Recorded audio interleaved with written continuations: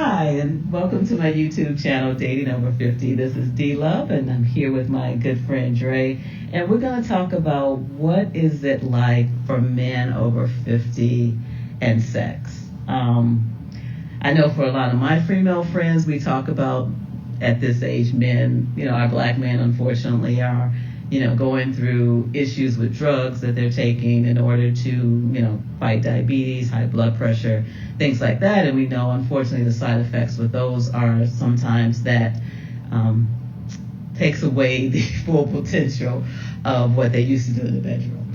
And so as women, we kind of say to ourselves, then why don't they just stop? Why don't they just realize that they're not bringing it like they used to? Stop trying to have it every night and just get used to having it once a week, once a month, once a year, whatever. But I'm here sitting with Dre, and he's going to tell me, why is that not the case? Talk to me, Dre. Do you guys know that it's not as good as it used to be? Is it I guess women want to know, are you guys aware of that? Do you know that it's not working like it used to? Or are we delusional in thinking that you're bringing it like you used to? Okay. We know that it's not working like it used to. Okay? We know before you know. Okay. That it's not working like it used to. But we're hoping upon hope that it does. Okay. Right? Mm-hmm. And you're absolutely right. At this age, you're probably dealing with high blood pressure or diabetes, which I keep hearing diabetes is the worst. So, we understand that you guys know what you know. But again, at a certain point in time, men are visual, mm-hmm. right? Mm-hmm. And sometimes they get in their own heads. Okay. And when you get in your head about something, it don't matter what pill you done took. If you got it in your head, it ain't gonna work. Oh, okay. Yeah, it's a thing. Okay. And so, but what sex looks like is it's not about the act or when you were in your 20s or 30s or 40s. Mm-hmm. It's more about sharing, right? It's just about sharing. It's more about pleasing the other person. I'm going to say this. It's more about pleasing the other person, right? And pleasing the other person means that, okay, if it don't work this way, it can work that way.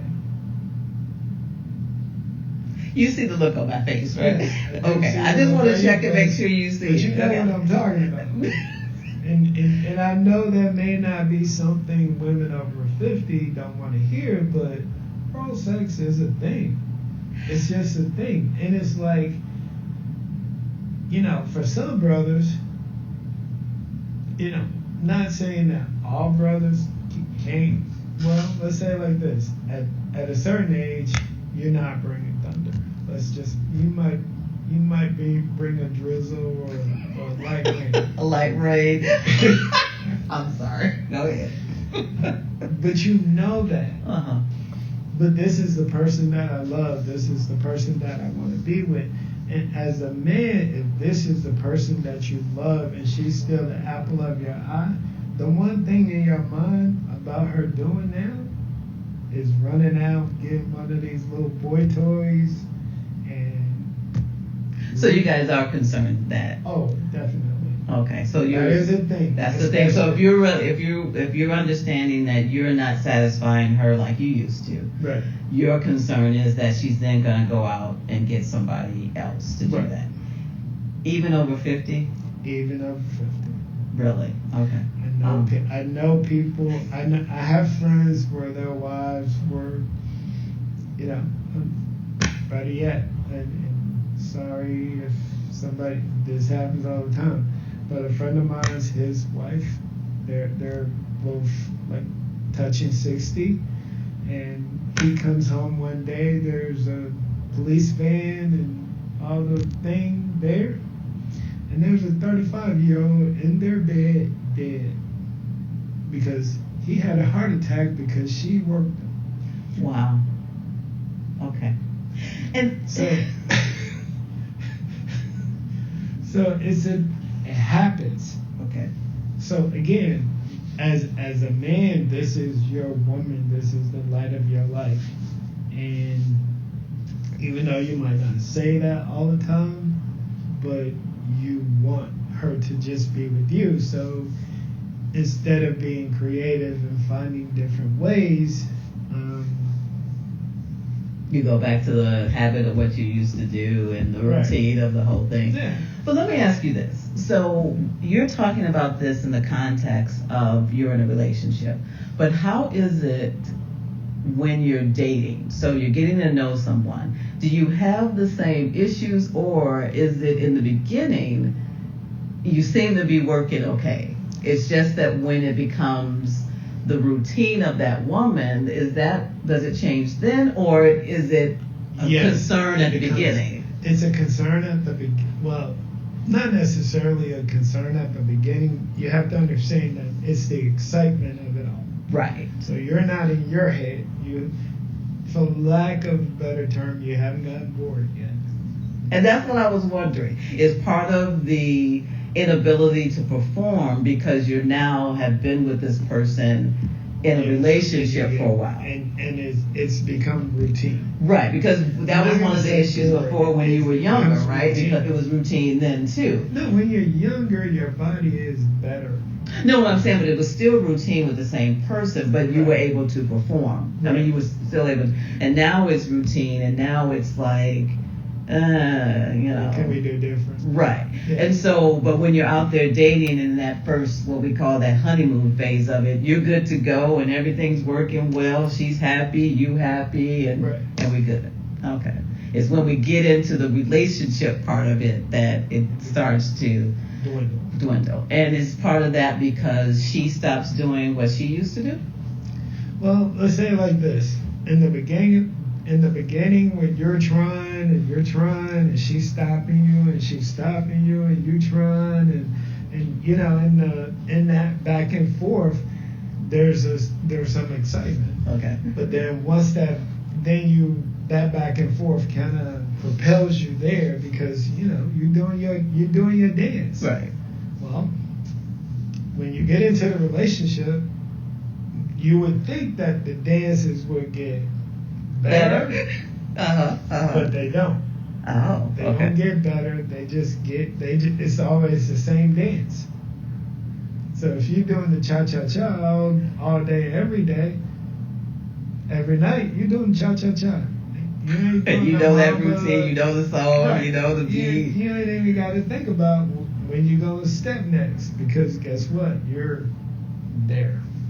So then part of it is that we need to keep it, like you said, interesting, and we need Right. to mix it up, and we need to throw something different out there. Right. And then that goes to what you were trying to talk to about bringing toys into the relationship. Right, but like I said, I probably shouldn't have said that because I'm thinking about it. That's a slippery slope. That's what I'm thinking. It's a very That's a slippery slope. because If you have to make sure that that you're doing it in a manner that you're letting him know how you're spicing it up, Mhm. but you're not being in your face. Right, so you're not trying to say I want to replace you and this Right. brings me joy that you can't do, Right. but just to say this is something different that we can do that both brings us both pleasure. Right. Because I can see where that is a slippery slope, but at the same time, my hope would be that over 50, I can have that conversation with you because you know what you're doing or not doing. And so I'm trying to say, hey, babe, you know what? I love you. It's me and you. And so if we're going to do this, how about we try and talk about some other ways to do it? And so that's what I'm thinking, that I would want to be with someone where I can have that open conversation that says, remember that spicing it up thing? Where that you guys do, how you give us that back and forth, that would be in that context of what you just said, that would be great because it's like it's two things in that conversation that you may not have realized what you said. Okay. Okay. The one is, I'm yours. Mm-hmm. Every man wants to hear that. Oh, okay. Okay. I'm yours. I ain't going nowhere. Right. Regardless, even though we going through this, I'm yours. Just saying that is half the battle, right? Yes. There. Okay, go ahead. And then the other part is, I know you want to please me and I want to please you. Here's how we can do this. Okay. So now you've spiced it up even more. And so now, hearing that, I'm excited just to hear you say that. Right? Okay. I may say now that's okay, but I know that you're with me. Okay. And that you know what I'm saying? Right. So now that I'm understanding what you're going through, right. but I'm letting you know that even with that, it's still me and you, and that I'm okay with trying to find some other way for us to both please each other. So that's letting you know that I still want you to be happy. Right. I'm still trying to make this enjoyable for you, right. and get mine in at the same time too. Okay. Because no man wants to hear that his woman doesn't come. No man wants to hear that. Okay. Because that bothers the ego as well. Mm-hmm. I know that ego thing, right? Yeah, that ego thing. I tell you, it's just. But the other thing about that is, with you introducing that conversation, mm-hmm. there's a third component to that. What's that? Now in my head, mm-hmm. because I see you as wifey, certain things you do with wifey that you don't do with. Oh man! So now I can say, oh, this wifey, I can, you know. Oh, you can do more. You can. Okay, so you're not limiting me. You're saying that, oh, great, now I can expand on what I can do with wifey. Because sometimes women tend to, this is what I do, this is all I'm going to do, and don't look for nothing else, right? So we had that conversation, it's like, hey, it's open season. Now I'm more confident, so when I walk in the house and I see you walking around and, your butt may be hitting a dress or some pants just right, I can walk up to you and pull them down and go to work. Because you're confident that it'll work. Right, because I know you're mine. Gotcha. I know that it's me and you. You've just reassured me that, hey, it's mine. And you've let me know that, hey, you're willing to work with me. You're willing to step outside the box on certain things. And, but again, one thing that could turn all that around is, why you always trying to have sex? Every time I look around, you trying to have sex. Da-da-da-da-da. Why don't you do this? Why don't you do that? Mix it. Stop it.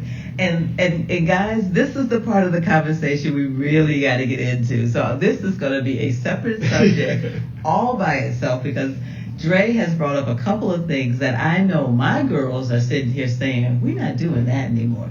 So we're going to talk about that on the next session. So right now, what we've learned from this one is that men do want to have that connection. They want to know that, you are there for them, you are theirs, and you guys are a team. And then to spice it up and do those things. And so therefore that kind of helps them to know that she got me, she still wants me to be here, and we're going to make this thing kind of work together. Well, the one thing I would say a little different. Okay. It's not just that we're a team. Mm-hmm. And yes, it's gonna sound a little chauvinistic, but you're mine. I knew that's what you were gonna say. So that whole claiming me thing is. Yes. Oh gosh. Yes. I'm sorry. Okay. Hey, again, we're here. Adult conversation. Keep it real. I know that you're mine, and if that I know that I can push the envelope when it comes to you. Okay. And so when I push the envelope, what's in my head, now I'm not saying that when you gotta let yourself be tied up and beat and all that stuff. I ain't saying all that. Okay. But if that's your proclivity, that's your proclivity. But all I'm saying is that sometimes you have to. Okay, I've been avoiding this word all night. You have to show a little subserviency. I knew that was the word you didn't want to use. That S word. Yeah. And I know that may be hard based on your jobs and this and that, but the one thing that you have to understand about a black man, and yes, we know that you guys are in corporate America, you're doing your thing, but you don't get half of what a black man gets in corporate America. Okay. You just don't. And you may think you do, and not saying that you don't, but what a black man gets, and then he has to come home and compete with you. Okay, so we don't need to be competing with our man. Yes. Okay. So all of those are factors when it comes to sex, because why wouldn't it be better to go out and get a sugar baby, again, pay her phone bill, buy a pair of shoes every other month? Why wouldn't it be easier? Oh, that sounds much easier, because she doesn't have to deal with all the other stuff that I have to deal with you 24/7. I get it. It would be much easier. Yes. To do. It would be. Whew, I tell you. All right, so again, you guys could go and get the Cubs. What y'all call them, Cubs? Yeah, that's some fantasy you guys got in your head. Though there are some women who do it, but for the majority of us, that's not what we're trying to do. But we're going to talk about the woman's point of view of sex over 50, so you'll hear what my girls are saying about it on our next talk.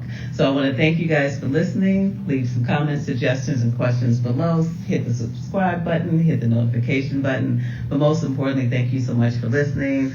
This is D Love wishing you